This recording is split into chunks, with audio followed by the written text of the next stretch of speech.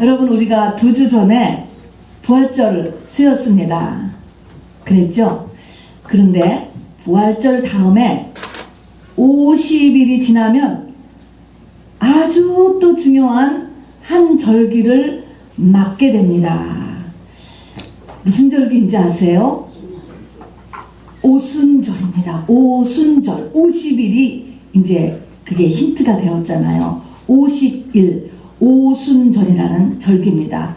오라고 하는 것은 5고 순이라는 것은 한자어로 열. 그래서 50일 후에 우리가 지금 이제 그 기간에 지금 들어와 있는 거예요. 그래서 오순절을 맞게 되고 올해는 5월 15일이 되더군요. 그리고 이거를 교회의 생일이라고 합니다. 그래서 이스라엘 백성들에게 하나님께서 3대 명절이 있었잖아요. 유월절, 오순절, 장막절, 이렇게 3대 명절이 있었는데, 그래서 매해 이거를 절기로서 반복을 하지만 하나님의 명절은 세상 명절하고 다른 점이 있어요. 그것은 행사로 지내는 것으로 끝나는 것이 아니고 그게 내가 돼야 되는 것입니다. 이것이 문제야. 그래서 이스라엘 민족이 역사적인 유월절이 일어났어요. 일어났다니까요. 역사적인 오순절이 일어났어요. 그래서 모세와 함께 엑소도스 3500년 전에 유월절 일어났죠. 또 2000년 전에 마가의 다락방에서 120명이 오순절을 맞았어요. 이렇게 내가 겪어내야 되는 거예요. 이런 것처럼 하나님께서 원하시는 것은 행사로 지나는 것이 아니고 행사로 지나면서도 내가 유월절을 맞고 내가 오순절을 맞아야 됩니다. 초막절은 주님 다시 오시는 날 또는 내가 이 땅을 떠나는 날이기 때문에 이제 그거는 뒤로 미루고 지금 오순절을 내가 겪어내야 되는 것입니다. 자, 그래서 오늘도 이제 5월 15일 날 오순절 행사를 우리가 하면서 내가 오순절을 겪어내는 것이 이게 목적이구나 라는 것을 우리가 아시기를 원합니다. 자, 그런데 그러면은 부활절이 다른 말로 하면 무슨 날이냐면 초실절이라고 했어요. 초실절. 그러면 그게 더 쉽습니다. 부활절 후에 50일 후인데 부활절이 도대체 무슨 날이었는가? 왜냐면 기점을 부활절에다 잡았잖아요. 초실절부터 50일이라고 했기 때문에 이 초실절이 무슨 날이었나? 부활절이 무슨 날이었는가를 알면 우리가 오순절을 내가 겪는다는 것이 도대체 무슨 일인가? 라는 것을 더 이해하기가 쉽습니다. 부활절을 초실절이라고 했는데 초실절은 무슨 날이냐고 하냐면 그야말로 초실, 우리가 한자어를 알면 훨씬 쉽습니다. 그래서 부활절 초실절을 영어로 하면 The Feast of First Fruit 그랬습니다. First Fruit, 첫 열매를 드리는 날이 부활절 초실절이었습니다. 그러면 여러분 첫 열매, 절기에서는 첫 열매, 농사지은 첫 열매를 올렸는데 이게 인류 역사에서 보니까 바로 피조물들이 천지가 창조주신 하나님 앞에 첫 열매를 올렸다는 것입니다. 여러분, 천지를 지으신 하나님 앞에 첫 열매를 올려드린 날이 초실절이고 부활절이라는 거예요. 그 첫 열매가 도대체 무엇이었죠? 예수님이잖아요. 예수님, 부활하신 예수님이 첫 열매다라고 고린도전서 15장에는 확실하게 말씀해 주셨습니다. 그러니까 예수님이 부활하신 것이 바로 첫 열매. 그러면 그 다음에 오순절이 지난 다음에 우리가 오순절을 맞으라는 의미는 첫 열매가 올라갔으면 그 다음에 똑같은 열매가 되어서 내가 올라가야 된다는 거잖아요. 그러니까 첫 열매라는 것은 처음 열매, 두 번째 열매, 세 번째 열매 이렇게 말하는 것은 똑같다 그런 것이잖아요. 맨 처음에 포도를 올렸으면 그 다음에는 사과 올리거나 가지를 올리는 것이 아니고 똑같이 포도가 올라가는 것이 첫 열매, 두째 열매 하는 것입니다. 그러니까 무엇이 올라가야 돼요? 예수가 또 올라가야 되는 거예요. 그러니까 내가 예수가 되는 것. 여러분, 이것이 오순절을 맞는 것이라는 것입니다. 여러분, 그래서 내가 예수가 되는 것. 그래서 바로 이 오순절은 그 이후로 계속되고 있는 것입니다. 첫 열매가 예수님이 올라가셨고 그 다음에 우리가 이제 사도행전 1장 2장에서 보니까 마가의 다락방에서 120명의 열매가 올라간 것이 나와요. 그리고 그 이후에도 계속적으로 이 열매들이 올라가고 있습니다. 여러분, 자, 그래서 오늘도 우리가 이 오순절을 이제 좀 기다리면서 내가 오순절을 겪어내야 되는 것, 그것은 내가 예수님이 돼야 되는 것, 이것이 목적이다 라고 하는 사실인 것입니다. 그럼 왜 오순절을 맞아야 되지? 내가 예수가 되면 무슨 일이 일어나지? 여러분, 제가 한번요 대강 성경에 있는 거를 읽어볼 테니까 여러분 탐이 나는지 안 나는지 한번 보시기를 바라요. 여러분, 우선 오순절 50, 50라고 하는 숫자는 무엇을 나타내냐면요, 아주 이스라엘 민족이라 그러면 50 그러면 딱 아는 게 있습니다. 무엇일 것 같아요? 희년이에요. 희년이 되면 말입니다, 전국 방방곡곡에 뿔나팔이 울려 퍼져요. 그러면 이 희년의 선포와 함께 바로 종으로 되었던 사람은 풀려져서 집으로, 잃어버렸던 가옥, 잃어버렸던 집이 다 원주인에게로 돌아가는 거예요. 그러니까 사람만 있으면 모든 결박과 빚이 다 풀어지는 거예요. 여러분, 이거 생각만 해도 신나지 않습니까? 여러분, 바로 내가 형편이 없어서 종으로 우리 남편을, 또 우리 아들을, 우리 딸을 보내야만 했던 사람이 돌아온다니까요. 또 잃어버렸던 모든 물질을, 토지를 다 돌아오니 이게 얼마나 이게 기쁜 일입니까? 그래서 희년인 것입니다, 여러분. 그래서 50은 모든 결박이 풀어지는 해요, 여러분. 그러니까 내가 예수가 되고 나면 이런 회복의 역사가 인생에서 시작이 되는 거예요. 그 다음에 이사야 61장에 보면은 수치와 능욕이 끝나고 영영한 기쁨과 잃은 것이 배가 되어서 돌아온다는 거예요. 욥이 배가 되어서 돌아왔잖아요. 똑같은 것입니다. 모든 잃어버렸던 것이 배가 되어서 돌아온다. 이사야 54장에 보면 네가 과부 때와 잉태치 못했던 때의 기억이 다시는 없어져요. 잉태치 못했다는 것은 뭡니까? 일을 했는데도 열매가 없어요. 열매가 없는 것입니다, 여러분. 이러고 과부라는 것은 의지할 곳이 없는 것이 과부예요. 그러나 그때의 기억을 다 없어지게 되고 바로 네가 홍보석과 석류석과 그리고 각종 화려한 채색의 보색들로 내 성을 이룬다. 충만하고 풍부한 것을 나타내죠. 내 자녀는 내 교훈을 받게 되고 드디어 내 자녀가 내 뜻대로 움직여지는 거예요. 내가 원하는 자녀가 되어지는 것입니다. 내 원수들이 모든 정죄를 당해야 된다. 하나님께서 그동안에 나를 괴롭혔던 모든 사람을 다 원수를 갚아주는 것을 내 눈이 목격하게 된다는 것입니다. 여러분, 원수가 갚아지는 거예요. 에스겔서 36장을 보면요, 네가 부드러운 마음이 된대요. 우리 마음이 어떻습니까? 우리 마음이 지금 강팍하지 않습니까? 상처투성이 아닙니까? 내 마음에 지금 한이 있고 독이 가득하지 않습니까?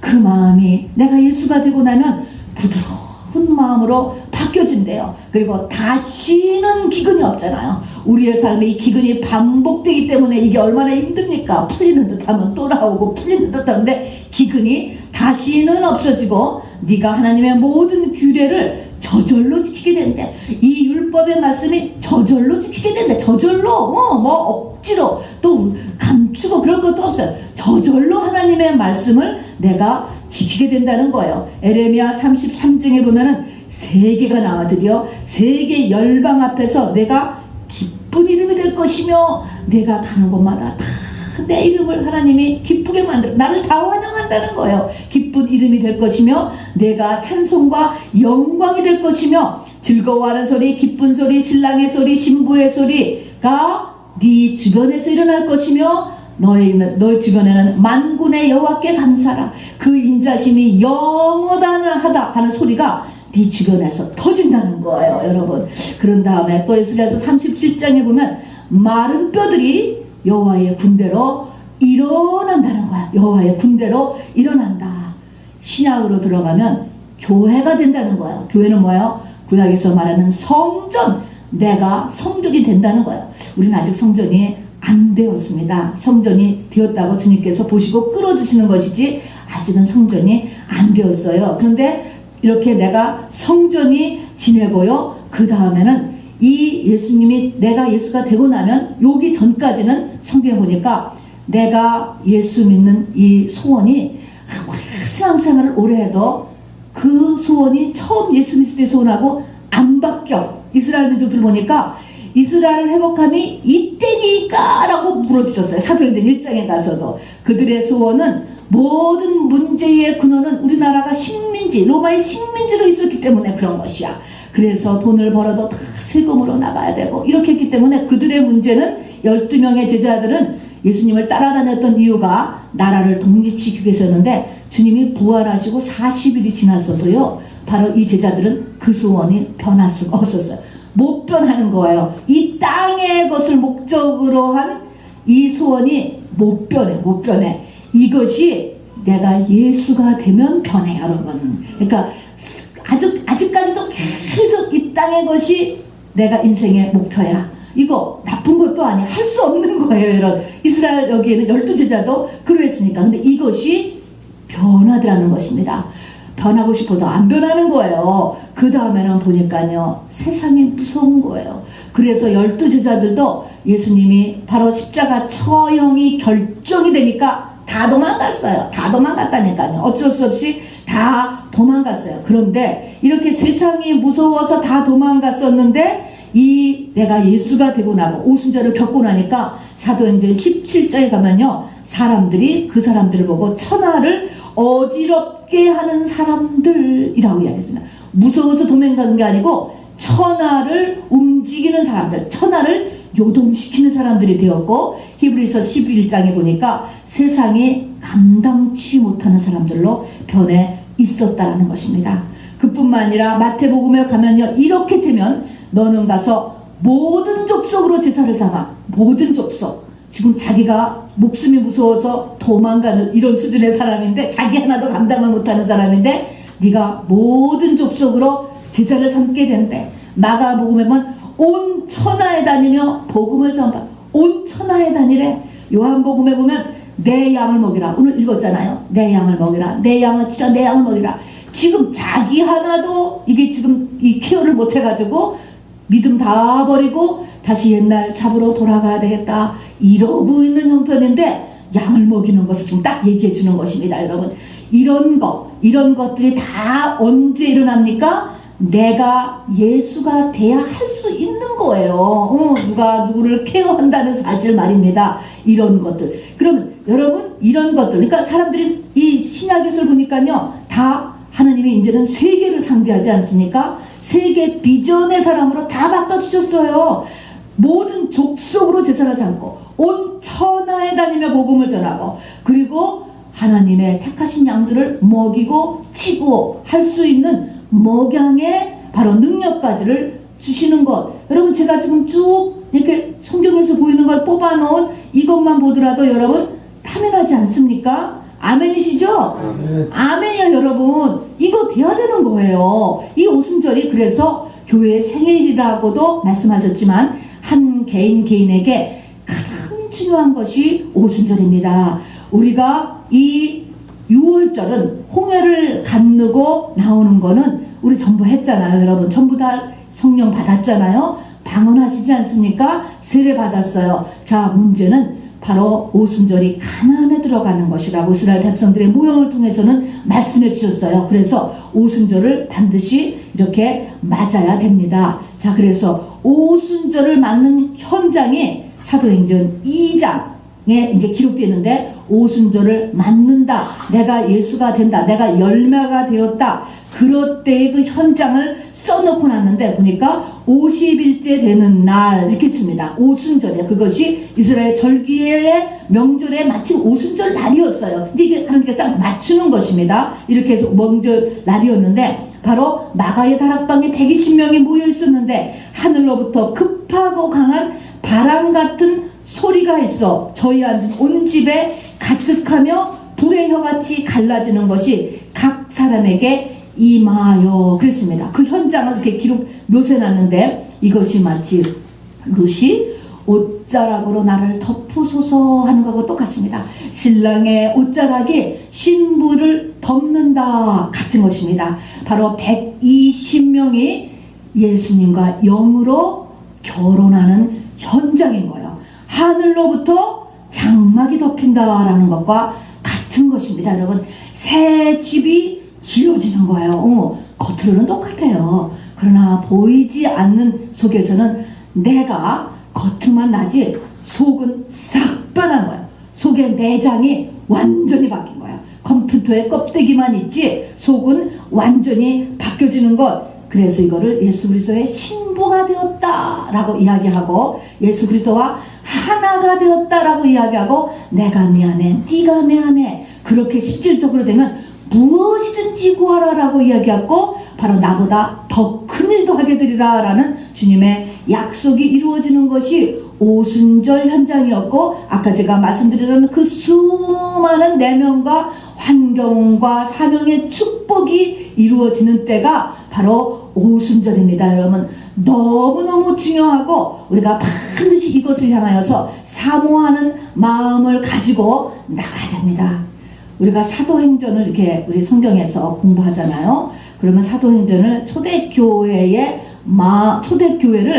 우리의 교회의 모델로 보고, 그래서 사도행전에 있는 이런 이 모습들을 이렇게 빼내는 경우가 참 많아요. 그런데 절대 잊지 말아야 될 것은, 그 사도행전의 내용은 중간에서 물론 빼서 우리가 봐도 되거나 중간에서 빼는 게 아니고 1장, 2장을 통과하지 않으면 일어날 수 없는 현상들이에요, 여러분. 그러니까 1장, 2장이 된 사람들이 이에게 일어나는 일이지 중간을 빼면 안 된다는 것입니다. 그래서 사도행전을 보니까 가정에서 모였다. 그래가지고 가정교회를 만들고, 초대교회의 모양은 가정이었어. 그게 아니에요, 여러분. 가정교회를 그렇게 뽑으시면 안 되고, 초대교회 1장, 2장의 오순절 마가 다락방을 통과하는 이거에 우리의 신앙의 포인트가 먼저 맞춰져야 되는 것입니다. 또 모든 공동체가 소유를 같이 했다라고 해가지고, 모든 사람이 소유를 같이 했다. 그냥 공산당도 여기서 생긴 것입니다.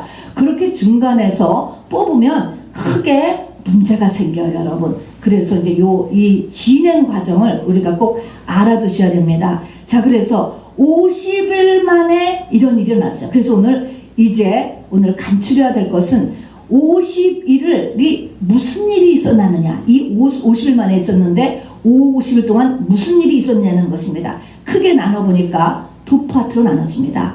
예수님이 부활하신 다음에 이 땅에 부활체로서 40일을 사셨어요, 여러분. 아시죠? 우리 사도행전 아까 1장 3절에 보니까 40일을 이 땅에 계시면서 하나님의 나라를 말씀하셨다고 했습니다. 그 40일 플러스 그 다음에 마가의 다락방에서 40일 계시면서 승천하셨어. 그리고 그때부터 마가의 다락방에서 열흘 동안 기도에 전념했던 10일, 40 플러스 10 하면 얼마예요? 50일인 것입니다. 이 두 가지가 필요한 것입니다. 자, 그래서 앞에 40일은 주로 하나님이 주역이 되는 거야. 예수님이 40일 동안 살아셨을 때 왜 40일 동안 다시 사셔서 계셨는가 하는 거예요. 요 40일이라는 숫자는 고난의 숫자예요, 여러분. 주님이 또 고난을 가장하신 거야. 어쨌든 부활하신 다음에 다시 40일, 그것은 주님이 주역이 되는 것이고, 그 다음에 10일간에는 내가 더 주역이 돼요. 물론 다 하나님과 우리가 같이 해야 되는 일이지만은 바로 이렇게 이 두 파트로 이렇게 나눠지게 됩니다. 그럼 먼저 이 주님이 40일 동안 계셨던 그 40일 동안에는 무슨 일을 하셨는가? 이제 우리가 여기에 같이 이제 이 믿음의 포인트를 맞추셔야 돼요. 한마디로 말하면요, 예수님은 공생애를 시작하실 때도 뭐 하셨는지 아세요? 공생 시작하시면서 맨 처음에 40일 동안 광야에 나가서 금식하시면서 하셨습니다. 40일 동안 뭐 하셨느냐면 그때 마귀하고의 유혹에서 이기셨어요. 세상과 자아에 대해서 이기신 거예요. 주님이 이기셨어요. 우리는 못 이겨요. 주님은 이것을 이기셨습니다. 이거 해놓고 시작하셨습니다. 그런데 공생의 맨 끝 승천하시기 전에도 또 40일을 지금 또 계신 거예요. 똑같이 40일. 한마디로 고난의 기간이라고 그랬잖아요. 이 40일은 또 무슨 기간이냐? 한마디로 하면, 자, 우리가 처음에 40일을 해서 주님이 세상과 나를 이기는 것을 주님이 해주셨기 때문에 우리는 못 이겨. 우리는 주님 앞에 의지해야만 이것이 되는 것이에요. 그렇게 하는데 그 하는 방법은 내 겉사람이 죽으면 우리가 죽어서 의지가 되는 거라고 그러죠. 그런데 이것도 우리가 못하는 거야. 죽는 것도 것도 내 마음대로 못해요, 여러분. 우리 다 알잖아요. 날마다 자기를 부인하고 아는데 안 되는 거야. 세상과 나를 부인하고 죽는 이 일 주님께서 다 이루어 놓으셨어요. 아는데도 우리 각 사람이 각자가 다 하려고 하는데 다 자기 한계 속에 부닥쳐요. 다 부닥치는 거예요. 요때 요 한계선에서 딱 나타나서 우리를 번쩍 안어서 어디로 옮겨놓느냐? 마가의 다락방으로 옮겨놓으시는 것입니다. 그러니까 내 한계를 이제 이렇게 마무리해 주시는 것이 부활후의 40일이라고 보시면 됩니다, 여러분. 자, 그래서 이렇게 해서 처음에 40일, 맨 후에 40일, 맨 처음에서는 주님께서 먼저 다 이겨놓으셨어요. 자, 그러나 이 다 이겨놓으신 것이지만 내가 이것을 쫓아가는 한도에서 우리 각자의 한계에 부닥친 그 한계를 마무리해주는 거가 마지막 40일이라고 하는 사실인 것입니다. 자, 그럼 구체적으로 어떻게 마무리를 하는가? 우리가 마무리를 할 때 알아야 되는 게 무엇인가? 라는 것을 이제 5가지를 말씀드리려고 하는 것입니다.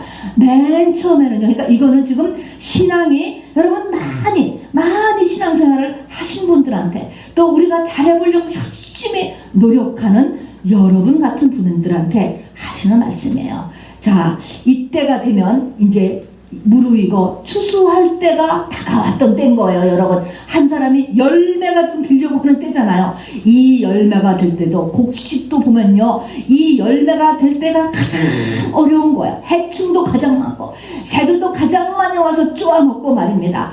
요 열매 때가 사단의 역사가 더 심하기 때문에 우리가 참으로 정신을 번쩍 차려야 되는 거야. 다 돼서 떨어지면 이거 어떻게 합니까? 그래서 이게 굉장히 주의를 요하는 것입니다. 자, 그러면은 맨 처음에 보니까 뭐를 중요시 해야 되냐면, 맨 처음에 보니까 우리가 세월을 좀 아껴야 되겠어요.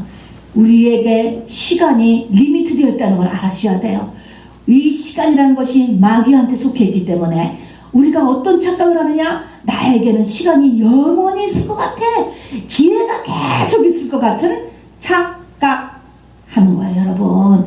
우리는 인생이 80, 성경이 이야기했습니다. 맥시멈 120세. 그 다음에 반드시 전도세고 노년기라는 게 있다는 거예요. 노년기는 모든 기능이 확실하게 제대로 돌아가지 않는 게 노년기예요. 그러니까 우리의 연령층, 육신의 연령도 계산하면서 세월을 아껴야 되는 거예요. 그럼 세월을 아껴서 뭐 하느냐? 바로 너희가 이제 바로 하나님 앞에 이렇게 부르심을 받고 하나님의 빛을 알았으면 눈을 들어 위의 것을 찾으라는 거예요. 바로 이 너희가 그리스도와 함께 다시 살리심을 받았으면 위의 것을 찾으라. 근데 뭡니까? 우리는 성령 받은 그날부터 우리는 어떻게 합니까? 항상 양다리를 짓는 거거든요. 당연해요. 다 양다리를 짓게 되는 거예요.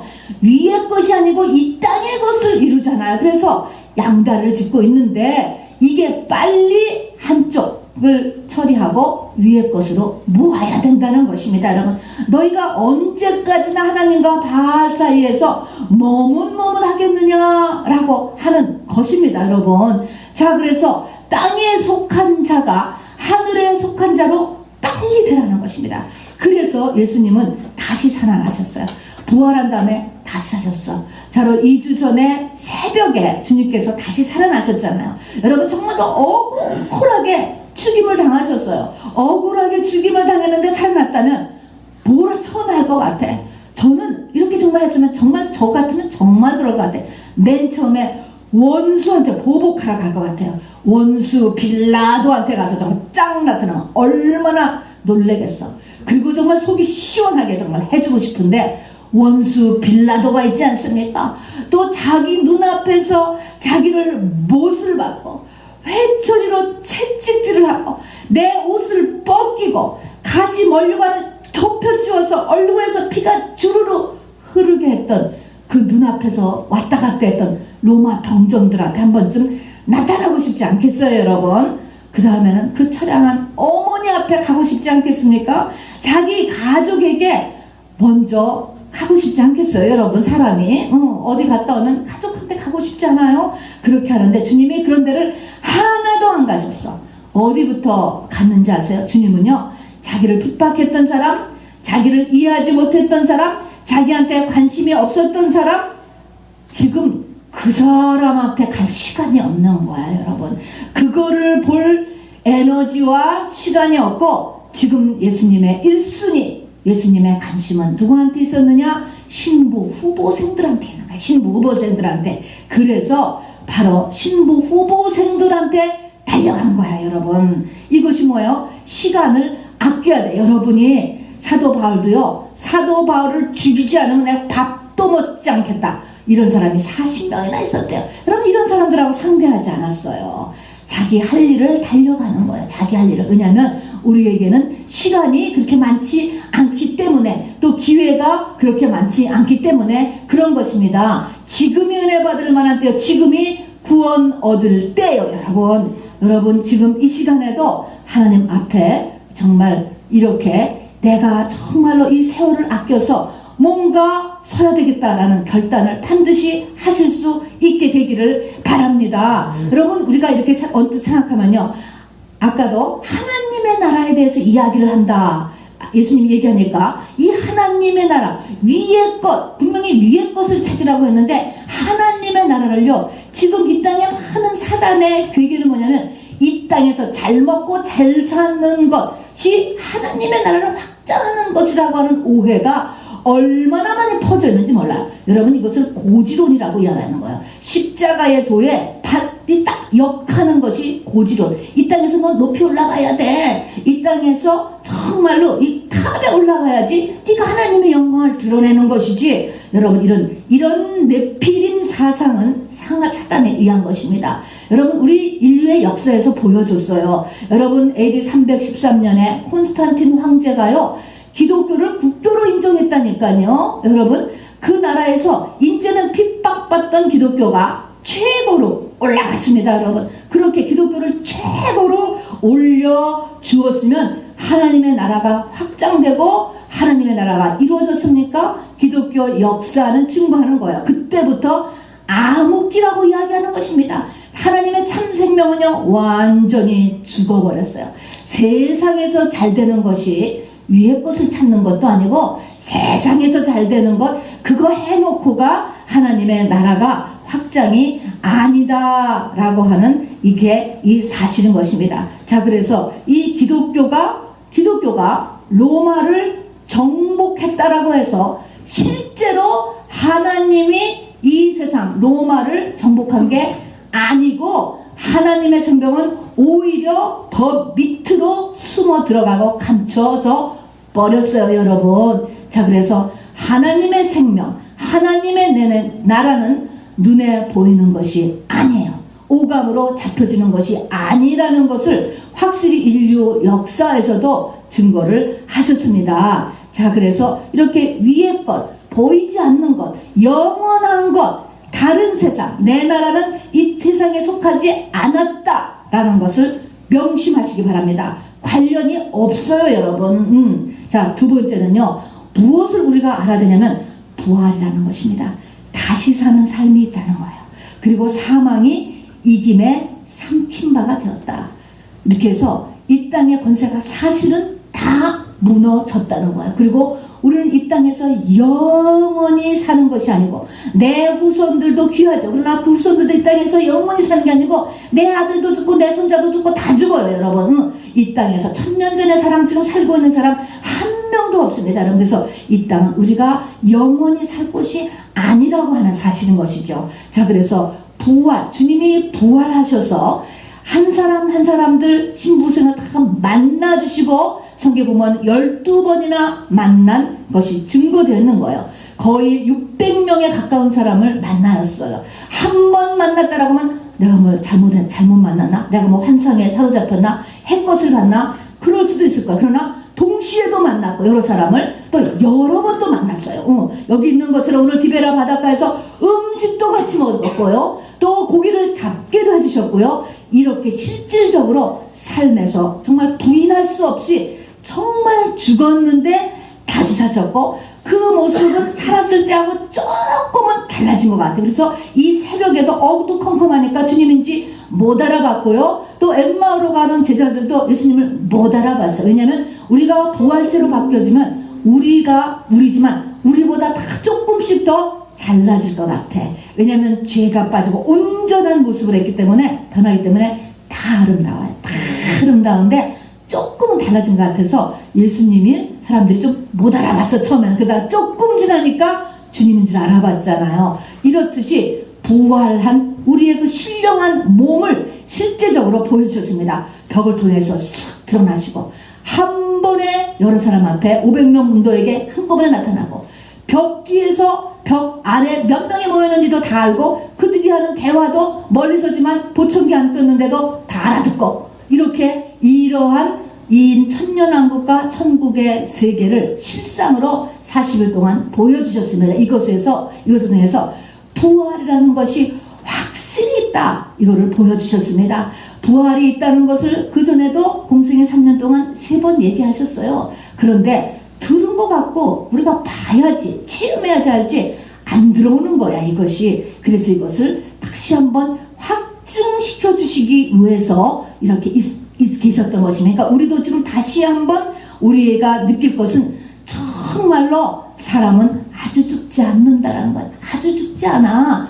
죽어도 살겠고, 살아서 나를 믿는 자는 영원히 죽음을 보지 아니하라. 휴거되든지 육체가 죽어도 언제 죽었는지 모르는 거예요. 내가 죽음의 두려움이 없어지는 것이죠.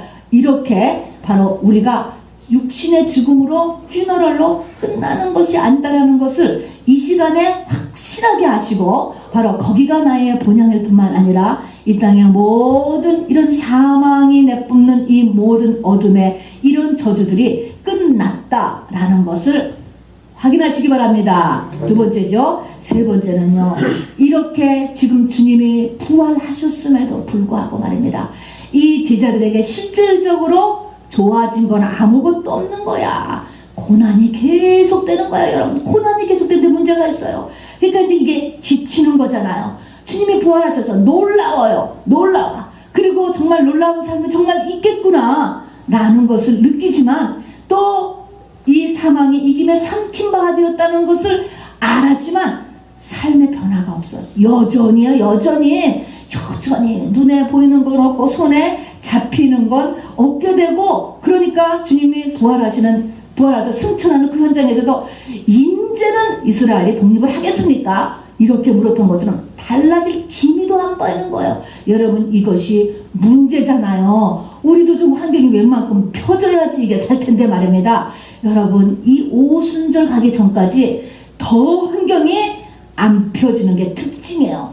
그래서 믿음을 놔버리기가 쉬운 것입니다, 여러분. 근데 이스라엘에 이게 지금 이 120문도도 여기서 살아남았어요. 처음에는 한 500여 문도가 남았는데 여러분, 여기서 놓칠 수도 있는 것입니다. 그래서 광야의 마지막 줄에 가서 불뱀에 물렸잖아요. 광야의 끝자락에 그렇게 고생을 했는데 불뱀에 또 물렸어. 이제는 광야의 경험상 불뱀에 물려 죽는 거야.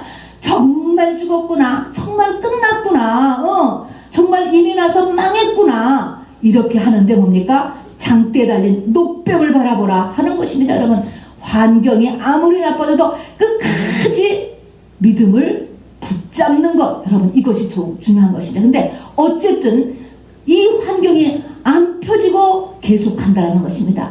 여러분, 이 환경은요, 무엇을 목적하는가라는 것을 여러분 반드시 알아두셔야 돼. 물론 이렇게 하면서 내가 죽어가는 거예요. 겉사람이 죽어가는데 성경은 내가 목적하는 것이 있어요. 하나님의 목적이 있어요. 나에게 내면과 환경에 여러 종류의 고난을 허락하시면서, 고난을 상징하는 게 광야잖아요. 이스라엘에 40년 광야를 보냈는데 광야의 풀 센텐스는 5대 광야라고 그랬어요. 그래서 5개의 광야를 V자 모양으로 된 이 반도를 통과하면서 5개 광야가 있었습니다. 5대 광야에서 5가지를 고치려고 하는 거예요.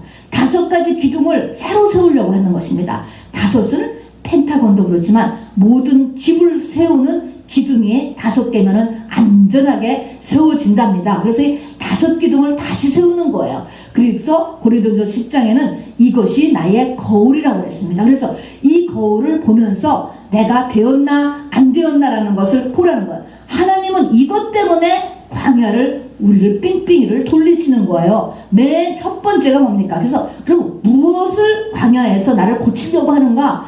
우리가 민수기, 신명기 쭉 보다 보면 광야 생활이 나오는데, 광야 40년 동안에 세우는데 거기서 사람을 가장 많이 하나님이 죽인 것, 그것이 그 순서가 우리를 고치려고 하는 것입니다. 여러분, 뭘 고치려고 하는가? 이스라엘이 남자만 60만, 200만, 전체가 200만이 움직였는데 200만을 다 죽여버리겠다라고 하신 적이, 다 죽여버리겠다. 뭐냐면 금송아지 사건이었습니다. 여러분, 우리의 믿음이 영원에 올라가지 않고 끝까지 세상 인정만, 내 야망 성취만을 위해서 이거 없애는 데까지, 이게 지금 이 고난이 끝나진 않아. 이 금송아지 사건이 끝까지 쫓아오는 거예요. 여러분, 이게 얼마나 어려운지 몰라요. 끝까지 내 야망 성취하는 거예요. 이 금송아지를 없애기 위해서 하나님이 나를 쫓아오셔, 죽이겠다고 쫓아오신, 이거 변할 때까지입니다. 두 번째로 많이 사람이 죽은 거가 23,000명이 죽은 사건이 있어요. 무슨 사건이냐면 모압 여인과의 음행 사건이에요. 음란이요. 여러분, 누구나 다 할 것 없이요, 이 음란이 속에 뿌리 박혀 있어요. 이거 심각한 거예요. 당연하죠. 본능이잖아요. 하나님이 이렇게 우리를 만드셔. 종족보존의 본능이에요, 여러분. 이것이 사단과 결탁했기 때문에 우리의 본능 가운데서 사실은 너무나 힘든 거예요. 환경이 우리를 허락 안 했기 때문에 이렇게 사는 것이지, 이 뿌리가 굉장히 깊습니다. 여러분, 성경은 결혼이라는 태울 안에서 한 남자와 한 여자 외에는 다 이 음란이라고 이야기했습니다. 이거를 시험 받는 거예요. 다윗이 이것을 시험 받습니다. 여러분, 다 하나님의 사람이 이거를 시험 받아요. 여러분, 얼마나 어렵습니까? 여러분, 이것이 결정될 때까지, 그러면 할 수 없이 나이 드는 데까지 갈 수밖에 없어요. 여러분, 이거 정리 못하면 70, 80까지, 90까지 가는 거예요. 하나님이 육신의 늙음으로도 도와주는 수밖에 없으니까. 그래서 음란이 제거되는 것이 바로 두 번째, 하나님 많이 죽이셨어요. 세 번째는 14,700명이 죽은 사건이 있었습니다. 영적 권위에 두 손 두 발을 못 드네. 이게 영적 권위를 인정 못해. 여러분, 다윗도 영적 권위를 인정함으로 인하여서 그 시험이 끝났던 것을 기억하시기 바랍니다. 두 번이나 사울을, 자기 왼수잖아요, 사울을 죽일 수 있는데 거기다 하나님이 그 환경을 주시는 거예요. 밟아버릴 수 있는 거예요. 무시할 수 있는 거예요. 그런데 뭡니까? 하나님이 세운 자를 내가 처리하지 않겠다. 여기서 패스되는 것입니다. 무엇입니까? 영적 권위. 부모 무시하지 마세요, 여러분. 부모인 것입니다. 자녀에게는 하나님이 세우신 부모예요. 두 번째는 뭡니까? 결혼한 여자에게 남편이에요, 여러분. 다음에 세 번째는 뭡니까? 교회 내에서의 영적 질서인 것입니다. 이 영적 거 넘어서면은 땡. 이거 될 때까지 훈련이에요, 훈련. 내가 죽지 않으면. 그리고 이것은 고난을 통해서 내가 뭐에 걸렸나를 보시기 바랍니다. 네 번째는요, 끊임없이 일어나는 남 탓이에요. 누구 잘못 만나서죠. 누구 때문에죠. 남 탓하는 버릇. 그리고 마지막에는 환경이 계속 요동치면서 놔버리는 거예요. 아, 정말 믿음 없구나. 이렇게 했을 때 이것에서 끝까지 낙심하지 말고 장대에 달린 노뱀을 바라보는 것, 이렇게 믿음을 안 놔야 돼. 이 믿음의 줄 그냥 놔버려. 믿음이라는 것을 놔버린단 말입니다. 여러분, 이거 안 놓을 때까지 훈련시켜. 안 놓을 때까지. 처음에는 그냥 처음 교회 다니면 믿음 쉽게 놔버리죠. 놔버린다니까요. 놔버려요. 당연해요. 그런데 그 하나님이 또 부르셔. 그 사람을 또 부른 다음에 또 나간다. 또 놓나 안 놓나 또 보는 거야. 그래서 끝까지 죽을 때까지, 목숨이 끊어지는 그 순간까지도 아버지여, 내 영혼을 부탁하나이다.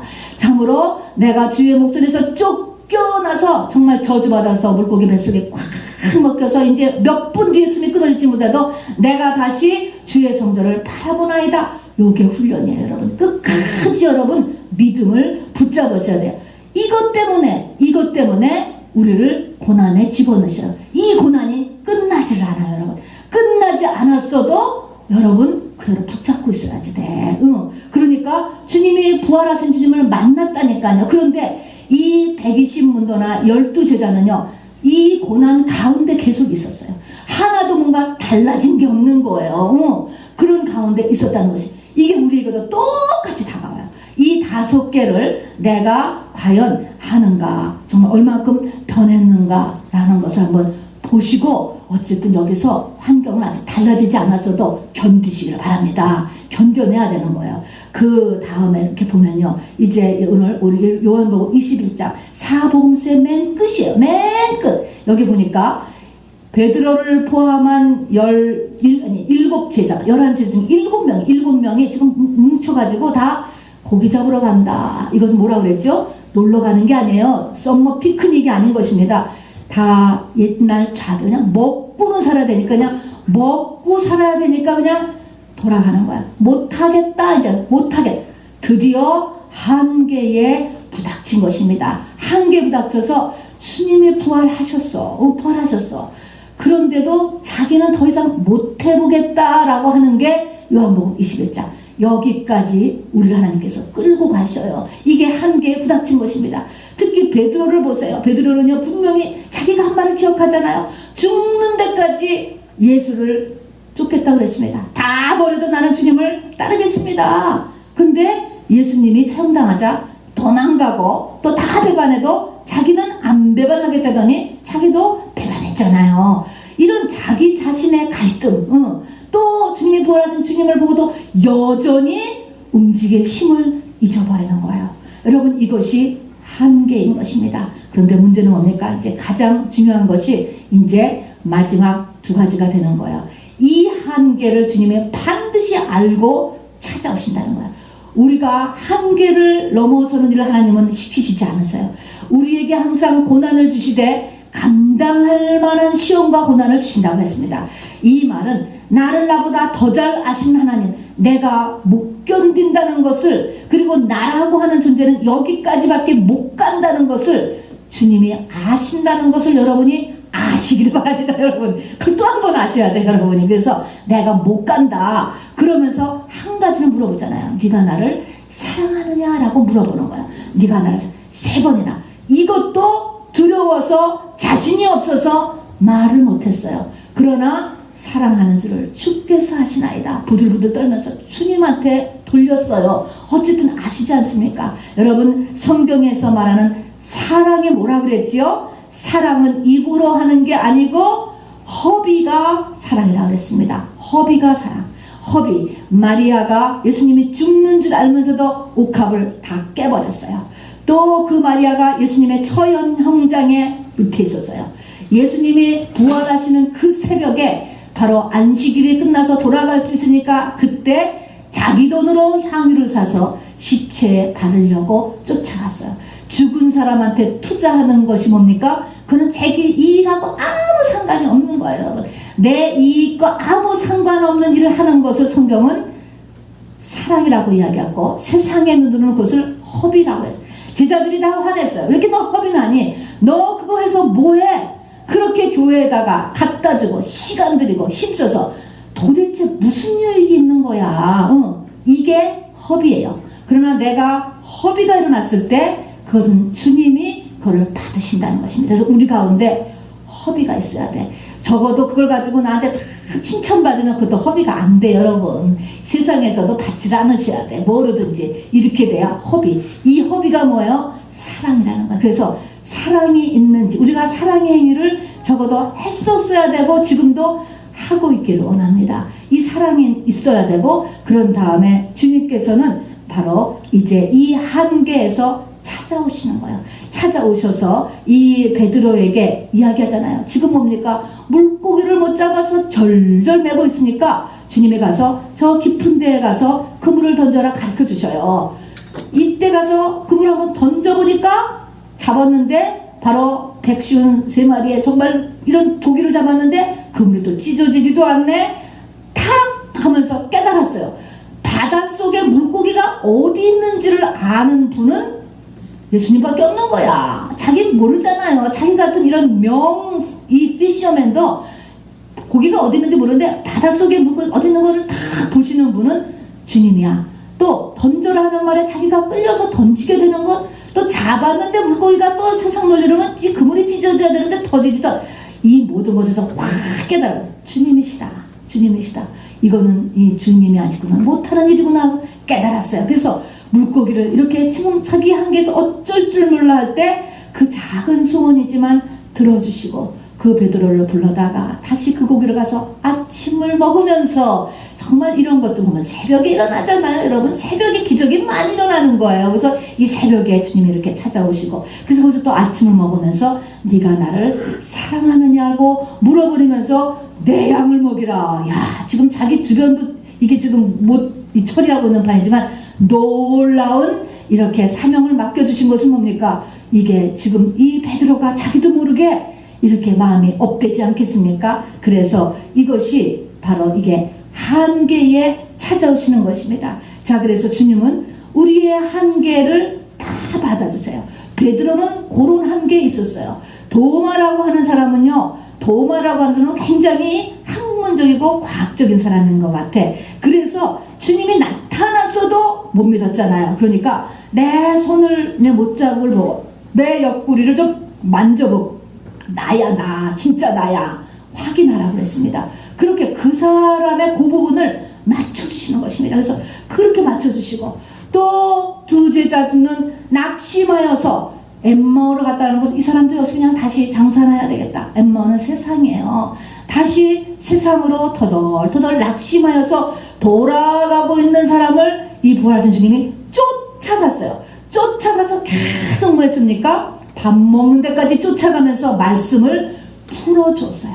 그 말씀이 성령이 함께해서 그 사람의 마음을 이렇게 이 업그레이드를 시켜주고 눈을 밝혀야 되는 것입니다. 그러니까 말씀을 끊임없이 풀어주었습니다. 동행하면서. 이렇게 뭡니까? 각 사람마다 약한 부분을 이 부활하신 주님을 받아주시고 그 한계선에서 주님이 우리를 갖다가 세워주신다는 것을 잊지 마시기 바랍니다. 그래서 우리가 지금 내가 최선을 다했다 그러면 여러분 낙심하지 마시고, 낙심하지 마세요.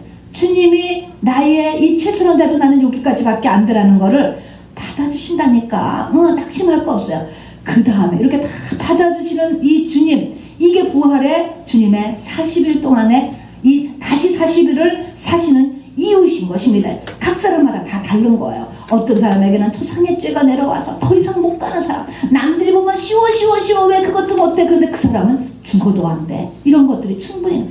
그러나 하나님이 네가 최선을 다했으면 주님이 최선을 다한 걸 아시고 그 자리에서 오케이, 그 자리에서 오케이. 그 다음에 이제 여기까지를 우리가 부활하신 주님을 알고 그 다음에는 이제 순천하시면서 한 가지의 순종을 요하는 명령을 하셨습니다. 뭐 했습니까? 마가의 다락방으로 가는 거예요. 뭐라고 했냐면 에루살렘을 떠나지 말고, 그전에는요 두 명이 가서 짜가지로서 전도도 나가고 70인의 제자도 파송하고 그냥 너희는 이렇게 여러 가지 열심히 전도도 다니고 선교도 다니고 막 했습니다. 그러나 그보다 더 중요한 일을 할 때가 와요. 우리 인생에서는 뭡니까? 에루살렘을 떠나지 말고, 이제는 꼼짝하지 말래. 우리 순위가 바뀌었어요. 에루살렘을 떠나지 말고 내게 들은 바 아버지의 약속하신 것을 기다리라 그러면서 승천해 버리셨어요. 이게 마가의 다락방으로 가는 거잖아요. 아버지의 약속하신 것이 무엇입니까?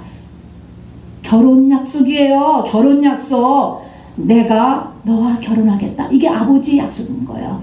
우리에게 결혼 약속을 해주셨어요. 우리에게 성령을 주셨다는 것은 우리에게 결혼 약속을 하나님께서 하신 것이고 프로포즈를 하신 거예요. 그러니까 하나님의 이게 아버지의 약속하신 것을 기다리는 것은 분명히 나하고 결혼한다고 했어. 그럼 분명히 오실 거야. 라는 것을 기다리라는 것입니다. 그런데 에루살렘을 떠나지 말고 내게 들은 바 아버지의 약속하신 것을 기다리라고 하면서 승천하고 그랬습니다. 그리고 나서 어떻게 했습니까? 이들은 마음을 같이하여 다 저희가 다 같이 한 곳에 모여 전혀 기도에 힘쓰더라 그랬습니다. 자, 그래서 이제 이 50일 가운데 4는 주님이 하신 일이에요. 40일. 10은 뭐예요? 4분의 5분의 1은 내가 할 일이야. 내가 할 일. 내가 주체가 돼서 이제는 내가 기도를 선택해야 돼요. 기도를 선택해요. 이 기도는 어떤 기도가 되겠습니까? 이 기도에는 내 모든 한계를 주님 앞에 고백하면서, 또 이 기도를 하면서 지금까지 자기가 알았던 모든 들었던 말씀을 다 자기한테 한번 실질적으로 적용을 해봐야 돼. 지금까지는 지식으로만 있었어요. 지금까지 남한테만 적용했어요? 또 저같이 말로만 했어요? 이런 것들을 나한테 적용하라고. 이게 무슨 말이냐면 부활하신 주님이 제자들을 어디서 만나기로 데이트 약속 장소를 했냐면 갈릴리에서 만나자고 그랬어요. 갈릴리에서. 갈릴리는 어떤 장소냐? 맨 처음에 제자들을 불렀던 곳이 갈릴리예요. 그러면 갈릴리에서 만나, 부활하신 다음에 전부 다 갈릴리로 모여, 갈릴리 총집합, 이렇게 이야기했을 때는 제자들이 무슨 생각을 하냐면 예수님을 처음 만났을 때부터가 쫙 다 생각나는 거예요. 그런 것처럼 이제 마가의 다락방에 들어가서는 저와 여러분이 알았던 모든 말씀, 쉬운 말씀, 많이 들었던 말씀, 또 성경이 있죠?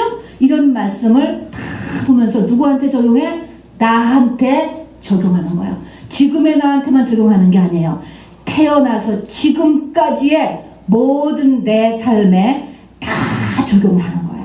그래서 열흘 동안 기도에 전념하라고 했는데 무슨 열흘 동안요? 전념하라고 그랬어요. 전념은 프라이트 넘버원이 기도가 되는 거예요. 이 전념할 동안에 무엇을 기도했는가? 뭐를 우리가 무엇을 전념했을까? 너두째 막 천벌을 해주는 게 아니고 요엘서의 말씀이 성취되었다라고 이게 사도행전 2장은 얘기해 주는 거예요. 요엘서는 뭡니까? 요엘서는 전체가 회개장이에요. 회개장. 그래서 여기서 뭐 해야 돼요? 바로 갈릴리에서 만나서부터 지금까지 내가 하는 모든 말씀을 내가 태어나서부터 지금까지의 내 삶의 24시간 전체 삶에 다 적용하여서 회개가 차야 된다는 것입니다. 이게 결혼 현장이 이루어지는 오순절을 맞는 그때에라는 그 포인트는 나한테 회개가 찼을 때, 회개가 찼을 때, 회개가 차면 바로 이제 이 주님이 주님과의 결혼식, 아버지가 정확하게 결혼을 우리에게 이루어 주신다는 것입니다. 그래서 우리는 이제 기도방으로 가는 순종을 할 수 있어야 돼. 주님이 이것을 승천하시면서 얘기했어요. 바로 예루살렘을 떠나지 말고 내게 들은 아버지 약속하신 것을 기다리라. 그래서 그들이 저희가 다 같이 한 곳에 모여 바로 마음을 같이하여 전혀 기도에 힘썼다. 전혀라는 것은 아주 1순위로 놓고 기도에 힘썼는데 그 기도는 뭐냐면 회개 기도를 하였다는 것입니다. 그래서 예수님이 예루살렘에 죽으러 들어가시면서 맨 첫날 바로 종려주일의 첫날에 가신 것이 성전을 가셨어요. 그래서 그 성전을 뒤엎어버렸습니다. 내 집은 만민의 기도하는 집이다. 내 아버지의 집으로 장사하는 집을 만들지 말아라. 바로 이렇게 얘기했습니다. 이 교회가 교회의 첫 번째 역할이 이제는 기도하는 장소로 변화된다는 거예요. 만민의 기도하는 집. 그래서 교회 와서 기도하라는 것입니다. 이렇게 해야 이렇게 기도를 해서 해서 해야 되는데 이 교회가 기도하는 분위기가 되지 않고 교회에 오면은 자꾸 다른 것만 하게 되면은 안 된다는 거예요. 교회는 기도하는 집으로서 이렇게 마지막 때는 준비가 돼야 되는 것입니다. 그렇게 쓰임을 받아야 되는 분위기도 그렇게 돼야 되는 것입니다. 그래서 내 집은 만민의 기도하는 집이다라고 이렇게 말씀해 놓으셨습니다. 자, 그래서 이제 우리가 이런 상태에 지금 있어요. 여러분도 오늘 말씀을 그냥 제가 하는 말씀이면 보잘것없어요. 여러분. 제 말씀을 얼마든지 무시해도 저거 아무것도 아니에요. 그러나 제가 하는 말씀을 성령의 음성으로 내 영혼을 향한 하나님의 음성으로 여러분 들을 수 있는 복된 귀가 될 수 있기를 바랍니다. 그렇게 하여서 하나님이 나에게 왜 이렇게 고난을 끊이지 않게 일으키시고 왜 이렇게 풀어지지 않게 하시는가? 여러분 목적이 있다는 것입니다. 주님이 우리를 사랑한다는 거 우리 아시지 않습니까? 주님은 내 머리카락에 수를 세며 내 입술에 모든 말을 하시며 내 발걸음을 다 세고 계시는 분이라고 하시지 않았습니까? 이유가 있다는 거예요. 이유가 있어요, 여러분. 말할 수 없는 놀라운 오순절의 축복을 우리 맨 처음에 제가 말씀을 드렸지 않습니까? 자, 마지막으로 여러분 우리는 지금 오순절로 향하는 이 50일간에 있습니다. 주님의 부활하신 주님이 40일 동안 우리 하나님의 후보생들을 찾아다니셨습니다. 여러분도 지금 찾아서서 지금 말씀을 하는 것입니다. 얘들아 세월을 아껴라. 바로 기회를 잡아라. 세월을 아끼라는 거예요. 그리고 우리에게 우리에게 정말 고난이 이렇게 가지만은 이 고난의 뜻이 있으니까 견디고 자기를 거울 삼아서 말씀을 다시 한 번 더 돌아보고, 그리고 네가 못하는 부분은 주님이 하셔. 네가 아무리 해도 못하는 건 주님이 하신다는 것을 알아둬라. 이거 하는 거예요. 받아주시는 거예요. 우리를 다 받아주셔요. 그런 다음에 한 가지 이제 우리가 남았잖아요. 5분의 1은 우리가 메인 주역이라고 그랬잖아요. 그건 뭐예요? 바로 기도를 하는 것입니다. 그거는 뭐예요? 거기서는 회개의 분량이 채워지는 데까지 기도를 해요. 그건 사람마다 다 달라요. 하나님 앞에. 그래서 바로 기도를 선택하여져서 우리가 내 생의 전체가 회개되어서 에스겔서 36장 41절에 했는 처럼 그때 너희가 너희 악한 길과 너희 불선한 행위를 기억한다는 것은 과거예요. 옛날 거 생각하는 거야. 지금 것만 하고 옛날 것도 다 기억해서 너의 모든 죄악과 가증한 일을 인하여 내가 너를 스스로 믿게 버리라. 나 자신을요 한번 까발려 놓고, 와, 너 정말 죄인이구나. 이게 스스로 믿게 보는 거예요. 내 의가 되고 이렇게 될 때가 그때가 되는 거야. 그게 하늘로부터 정말 우리 주님이 바로 결혼하게 되는 그때가 되기를, 그때를 위해서 준비하는 여러분 되기를 주님의 이름으로 축원합니다. 여러분이 계신 자리에